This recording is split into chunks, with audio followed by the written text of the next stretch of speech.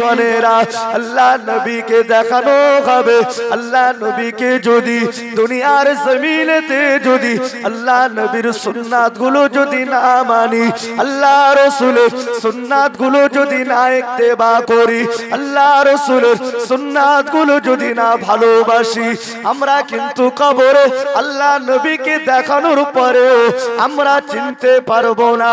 আমরা সে সময় বলবো লা আদরি লা আদরি লা আদরি, না না না চিনি না জানি না। এ যুবকেরা জওয়ানেরা, আল্লাহ নবীকে যদি আমি আপনি যদি না চিনতে পেরেছি, ওই সময়তে কবরে কিন্তু নাজাত পাবো না। যদি কবরের ভিতরে রাসূলুল্লাহ সাল্লাল্লাহু আলাইহি ওয়াসাল্লামকে না চিনতে পেরেছি, আমরা কিন্তু নাজাত পাবো না, আমরা নাজাত পাবো না। কবরে নাজাত পেতে গেলে রাসূল পাক সাল্লাল্লাহু আলাইহি ওয়াসাল্লামের আদর্শ এই পৃথিবীর জমিন থেকে, এই দুনিয়ার জমিন থেকে আমাকে আপনাকে সঞ্চয় করে যেতে হবে। আমাকে আপনাকে দুনিয়ার জমিনে হাসিল করতে হবে। নবীর ইত্তেবা, নবীর ভালোবাসা, নবীর মহব্বত অন্তরে নিয়ে কবরে যেতে পারলে আল্লাহর নবীর খাতিরে আল্লাহ পাক রব্বুল আলামিন আমাকে আপনাকে নাজাতের ওসিলা করে দেবেন। বলুন সুবহানাল্লাহ। জোরে হবে না সুবহানাল্লাহ? নারে তাকবীর, নারে তাকবীর। আমরা আমাদের নিজেদের জ্ঞানের কাছে প্রশ্ন করব যে সেই শ্রেণীর ব্যক্তির ভিতরে আমরা পড়েছি কিনা, তাদের আওতার ভিতরে আমরা আছি কিনা, আমরা নিজের জ্ঞানের কাছে প্রশ্ন করব। কেন আল্লাহ কোরআন মাজিদের ভিতরে বলছেন যে আমি আল্লাহ পাক রব্বুল আলামিন মানুষের ভিতরে এমন একটা নিয়ামত দিয়েছি, যে নিয়ামতটা আমি আল্লাহ পৃথিবীর জমিনে যত জন্তু পাঠিয়েছি, যত জীব পাঠিয়েছি, আমি আল্লাহ যা কিছু সৃষ্টি করেছি সমস্ত সৃষ্টিরকে দিই না, শুধুমাত্র একটা মানুষ, অর্থাৎ একটা সৃষ্টির প্রতি, সেটা হলো মানুষ, সেটা হলো ইনসান, সেটা হলো আদম সন্তানের ভিতরে আমি আল্লাহ পাক রব্বুল আলামিন যেটা দিয়েছি সেটা কি? নবীর উম্মতেরা, নওজওয়ানেরা,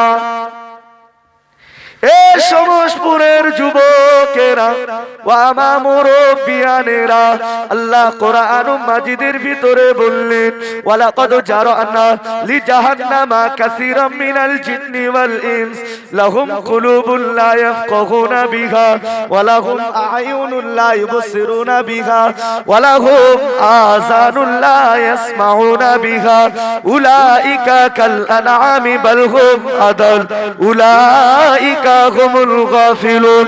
আল্লাহ কোরআন মাজিদের ভিতরে বললেন বান্দা, ও আমার বান্দারা, আমি আল্লাহ পাক রব্বুল আলামিন তোমাকে তোমাদিগকে জানিয়ে দিলাম, মানুষ জাতিদেরকে আমি আল্লাহ পাক রব্বুল আলামিন যেমন জ্ঞান দিয়েছি, মানুষ জাতিদেরকে আমি আল্লাহ পাক রব্বুল আলামিন আমার তরফ থেকে শ্রেষ্ঠতম আমি আল্লাহ জ্ঞান নামক নিয়ামত দিয়েছি।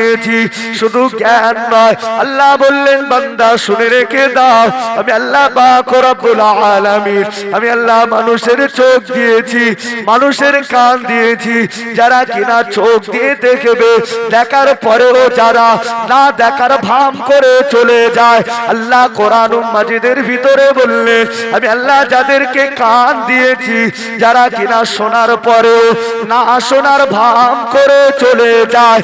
আল্লাহ কোরআন মাজিদের ভিতরে বললেন বান্দা, ও আমার বান্দারা, আমি আল্লাহ পাক রব্বুল আলামিন জানিয়ে দিলাম, আমি আল্লাহ আমার পক্ষ থেকে যা কিছু সৃষ্টি করেছি সমস্ত সৃষ্টির মূলে আমি মানুষ জাতিদেরকে আমি আল্লাহ আমার তরফ থেকে সব থেকে নিয়ামত যেটা রহমত পাঠিয়েছি সেটা হলো জ্ঞান নামক নিয়ামত। জোরে বলেন সুবহানাল্লাহ। আল্লাহ বললেন যে আমি আল্লাহ মানুষ জাতিদেরকে জ্ঞান নামক নিয়ামত দিয়েছি, সেই জ্ঞানের দ্বারা আমাকে আপনাকে বিশ্লেষণ করতে হবে যে আমরা সেই আওতার ভিতরে আছে কিনা, যাদেরকে আল্লাহ তওবার দরওয়াজা বন্ধ করেছে। কারা সেই শ্রেণীর ব্যক্তি? কারা? কোরআন নবীর উম্মতেরা, নওজওয়ানেরা, এ সমসপুরের যুবকেরা ও আমার মুরব্বিয়ানেরা ও আমার মা বোনেরা, আল্লাহ কোরআনুল মাজিদের ভিতরে বললেন ইন্নাল্লাযীনা কাফারু বা'দা ঈমানিহিম সুম্মা ইজদাদু কুফরান লান তুকবালা তাওবাতুহুম ওয়া উলাইকা হুমুদ দাল্লুন। আল্লাহ কোরআনুল মাজিদের ভিতরে বললেন বান্দা, আমি আল্লাহ পাক রব্বুল আলামিন জানিয়ে দিলাম, যারা ঈমান এনেছে, যারা কলেমা পড়েছে, যারা বিশ্বাস করেছে, যারা কিনা এক কথায় ঈমান আনার পরে কুফরি করেছে, শুধু কুফরি করলো না, কুফরির